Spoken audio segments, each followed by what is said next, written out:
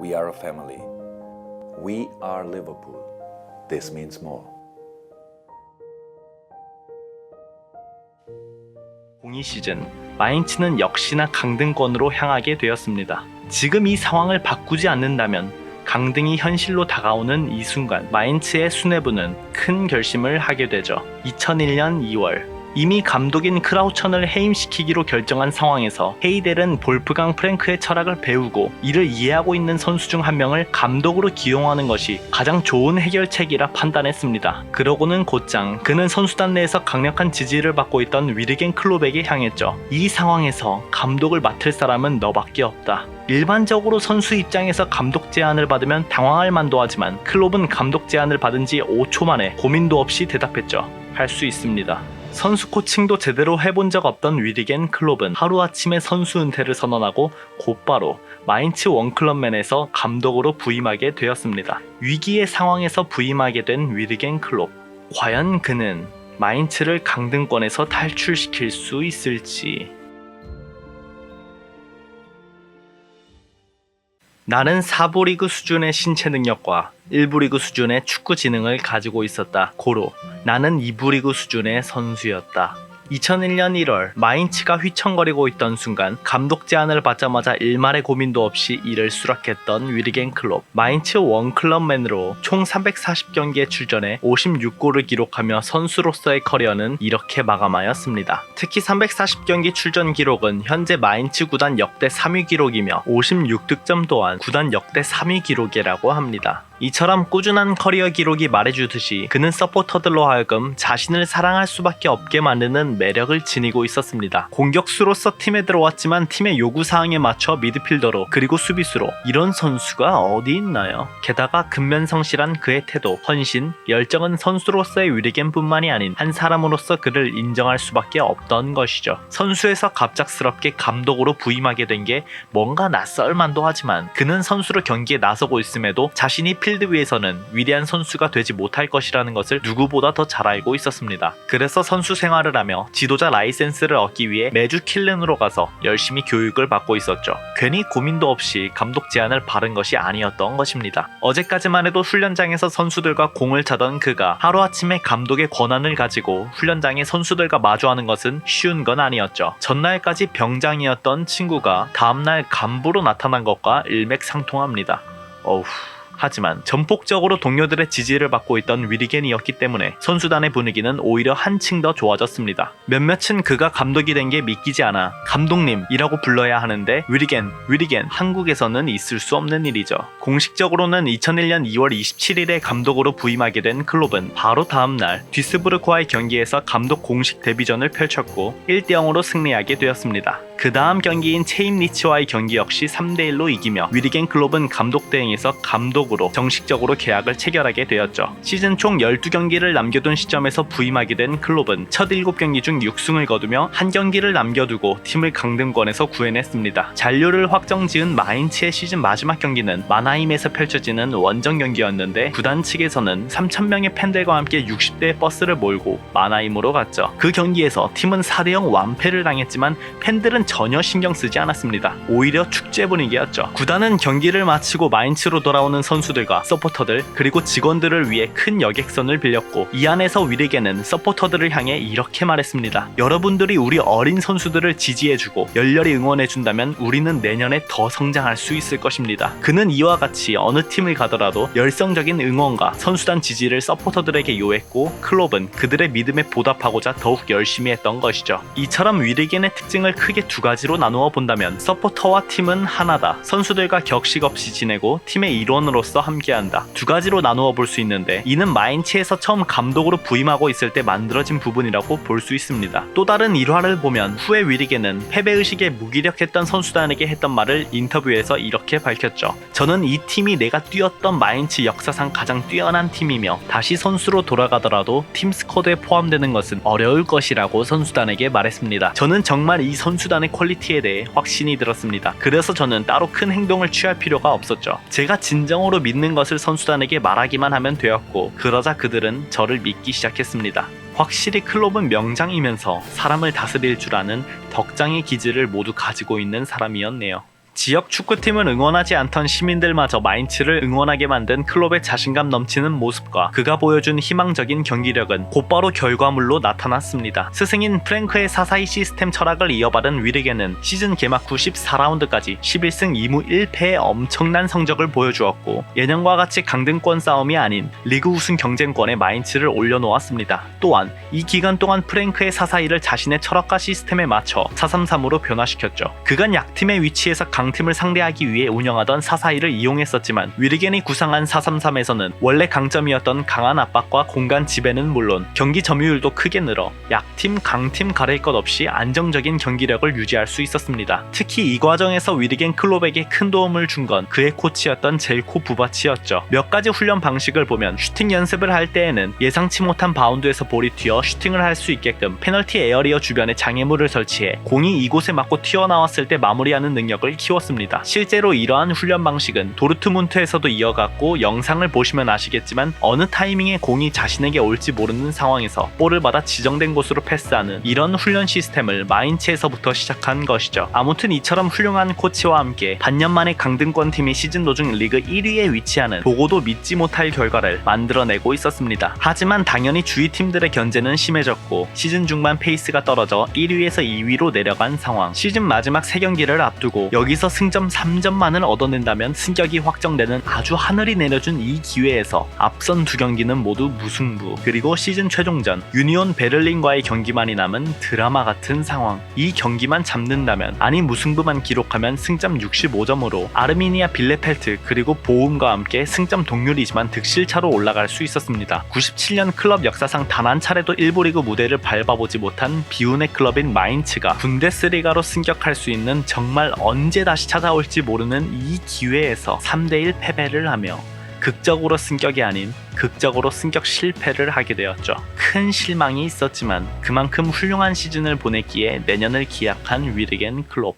승점 1점 차로 승격을 하지 못해 다가오는 02-03 시즌만큼은 기회가 온다면 이를 잡을 것이라 다짐하고 또 다짐한 위르겐 클롭. 지난 시즌과 같이 리그 1위를 다투지는 못했지만 시즌 중반부터 서서히 다시 원래대로 자리를 잡아 리그 4경기를 남기고 리그 3위. 이대로라면 승격을 할 수 있었죠. 하지만 32라운드 로스바이스 원정에서 후반 45분까지 3대2 리드를 하고 있던 정말 승격이 눈앞까지 온 이 상황에서 추가 시간 연속 실점을 하며 4대3 패배, 그리고 5위로 추락. 남은 2경기에서 승리를 거두더라도 자력으로 승격을 할 수 없던 위치에 놓이게 되었기에 서서히 지난 시즌의 악몽이 떠오르고 있었죠. 2경기가 남은 시점에서 경쟁팀들이 모두 승리를 거둔다면 결국 득실차를 따져야 했던 상황이었기 때문에 다득점이 우선이었던 마인츠는 리그 33라운드 류베크와의 홈경기에서 5대1 대승, 그리고 대망의 리그 최종전 아인라흐트 브라운슈바이크 원정 경기. 두 팀 모두 최종전 상대는 순위 경쟁에서 더 이상 의미가 없는 팀이었기 때문에 둘 중 어느 팀이 더 많은 득점을 기록하며 승리를 하느냐가 관건이었습니다.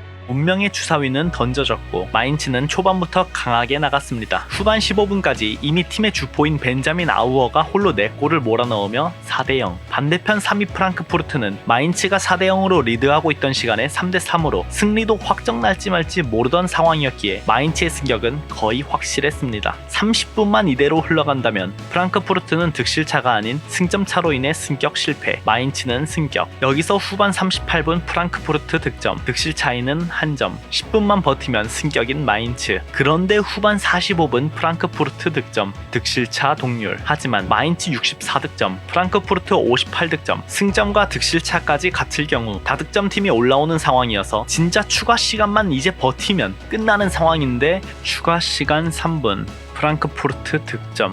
마인츠는 득점을 기록하지 못하며 작년에는 승점 1점, 이번 시즌에는 골 하나 차이.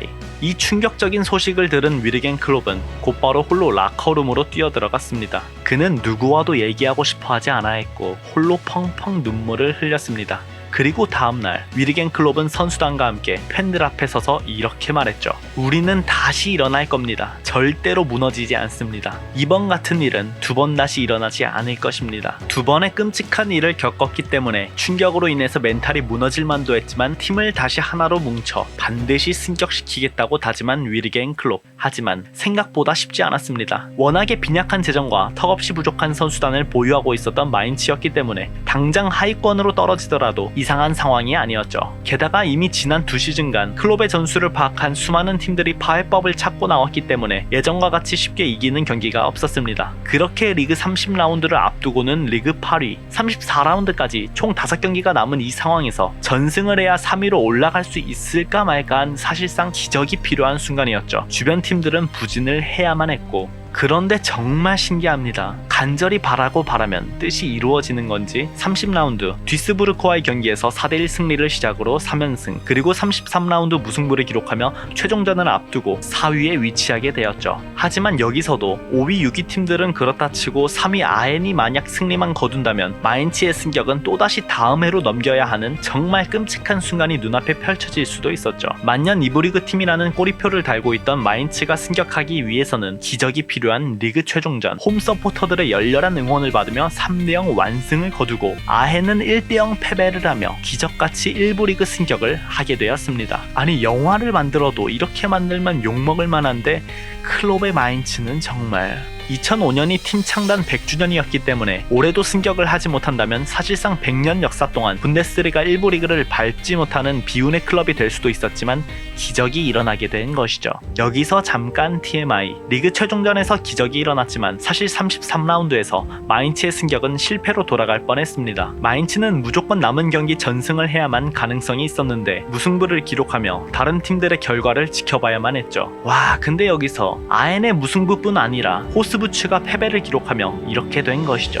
두 팀 중 한 팀만 승리를 거두었더라면 마인츠의 승격은 없었습니다. 그리고 또 다른 에피소드가 있는데 최종전에서 팀의 첫 골과 쐐기골을 기록하며 3대0 완승에 기여한 마이클 투어크는 지난 2시즌 동안 팀이 안타깝게 승격하지 못하는 순간을 직접 경험한 선수였죠. 당연히 이번 시즌 극적으로 승격에 성공했기에 기쁨을 만끽해야만 했지만 그는 웃을 수 없었습니다. 이미 시즌 중 코트부스로 이적을 확정지은 상태였기 때문이죠. 게다가 코트부스는 마인츠와 득실차로 4위에 그쳤기 때문에 승격을 하지 못한 상황. 자신이 득점을 기록하면 마인츠가 올라가고 내년에 뛰게 될 코트부스는 탈락하는 것을 알고 있던 것이죠. 참 아이러니한 순간이었지만 현재 소속되어 있는 팀에 최선을 다한 그는 진정한 프로라고 볼 수 있을 것 같습니다. 04-05 시즌, 마인츠 창단 100주년을 맞아 극적으로 분데스리가로 승격시킨 위르겐 클롭. 그의 분데스리가 첫 시즌은 굉장히 훌륭한 성과를 보였습니다. 시즌 전 마인츠는 강등권으로 향하게 될 것이라고 말하는 여러 평론가들의 말을 뒤집어 엎고 시즌 첫 10경기에서 5승 3무 2패의 호성적을 거둔 것이죠. 이러한 돌풍의 이유는 과연 무엇이었을까요? 그것은 바로 강인한 체력이었습니다. 클롭이 후에 자서전에 밝힌 바로는 우리는 끊임없이 뛰어야 합니다. 우리는 그저 펍에서 축구를 보는 평범한 사람들의 대표일 뿐입니다. 그들은 우리를 보며 치열하게 싸우고 뛰어다니길 원하죠. 만약 우리의 경기를 보는 한 청년이 경기가 끝난 뒤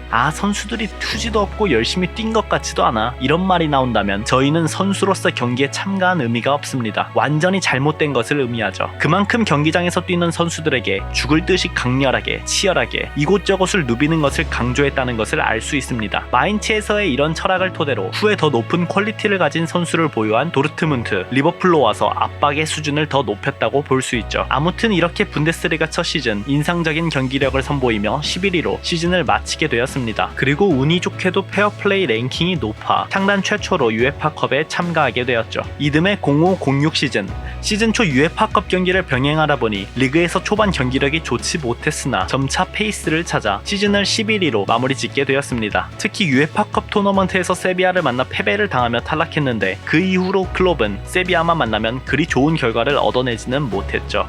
분데스리가에서의 세 번째 시즌, 부상자가 워낙 많이 발생하다 보니 시즌 17라운드까지 1승만을 기록하는 충격적인 결과를 받게 됩니다. 이후 8경기에서 6승 1무 1패를 기록하며 강등권에서 탈출하나 싶었지만 다시 한번 페이스가 떨어지면서 안타깝게도 분데스리가 2부 리그로 다시 돌아가게 되었죠. 대단히 실망스러운 시즌이었지만 위르겐 클롭은 오펠 아레나에서 마이크를 잡아 서포터들에게 이런 말을 했죠. 어떠한 변명도 필요 없다. 우리는 다시 돌아온다. 이 말 한마디로 인해 서포터들은 강등당했음에도 불구하고 마치 마인츠가 우승한 것처럼 선수단에게 박수를 보냈습니다. 여기서 잠깐 TMI. 06-07 시즌을 앞두고 위르겐 클롭은 프랑크푸르트에서 뛰고 있던 차두리에게 관심을 가져 그를 마인츠로 데려왔습니다. 하지만 당시 공격수 차두리는 그리 위협적인 존재가 아니었기 때문에 위르겐 클롭은 그에게 오른쪽 풀백으로 포지션 변경을 권유했죠. 차두리는 사실 이전에 히딩크 감독으로부터도 풀백으로 포지션을 변경하는 게 어떻냐는 제안을 받았지만 거절했었습니다. 하지만 위르겐은 자신 또한 선수 커리어 때 최전방 공격수에서 마지막에는 풀백으로 포지션 변경을 한 경험이 있다고 설득하며 차두리를 오른쪽 풀백으로 바꾸어 주었습니다. 이후 차두리는 오른쪽 풀백으로 완전히 자리 잡아 코블렌츠, 프라이부르크, 셀틱, düsseldorf 등 여러 팀에서 좋은 활약을 보여주었죠. 07-08 시즌 다시 한번 분데스리가로의 승격을 바랬던 위르겐 클롭. 하지만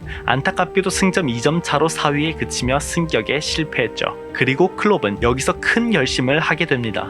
결과에 대한 책임을 져 마인츠 선수로 11년, 마인츠 감독으로 7년, 18년을 함께한 마인츠를 떠나기로 결심한 것이죠. 쉬운 결정은 아니었지만 너무 오랫동안 팀을 지휘한 탓에 선수들이 큰 동기부여를 받지 못한다고 판단하여 감독직에서 물러나기로 한 것입니다. 그리고 그의 마지막 경기날 도시의 모든 사람들이 나와 위르겐에게 감사함을 보였고 클롭 또한 감정에 복받쳐 눈물을 흘렸습니다. 감독으로서 권위의식에 빠져있을 만도 하지만 위르겐은 구단주에서부터 버스 기사에 이르기까지 클럽에 있는 모든 사람들의 친구로 지내며 그 누구에게도 차별을 두지 않는 사람이었고 선수들에게는 가끔은 엄격한 아버지처럼 가끔은 친구처럼 대하며 그들을 더 나은 선수로서 만들어줄 뿐만이 아니라 더 나은 사람으로 만드는 능력을 가지고 있었죠. 이래서 모두가 그를 존경하는 게 아닌가 싶네요. 이렇게 위르겐 클롭은 더 이상 마인츠에서 선수도 감독도 아닌 영원한 마인츠의 서포터로 남게 되었습니다. 그의 다음 행선지는 어디였을까요?